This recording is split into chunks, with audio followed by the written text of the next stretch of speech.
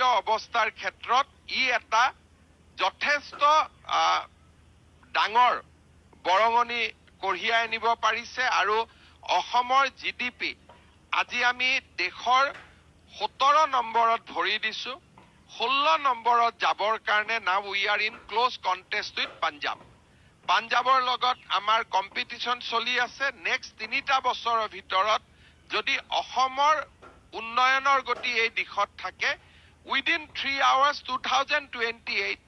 will be million economy before Punjab আৰু সেই দিশত আমি আমাৰ ৰাজ্যখনক দ্ৰুত গতিত আজি আমি আগুৱাই লৈ গৈছো যোৱা বছৰটোত নিবনুৱা লোকৰ বাবে বা লৰা ছোৱালীৰ বাবে স্বচ্ছতা এক নতুন বাতৰি আছিল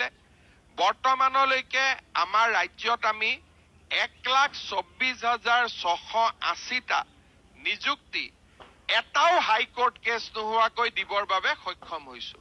Assam government has no litigation in High Court. Appointmentor ক্ষেত্ৰত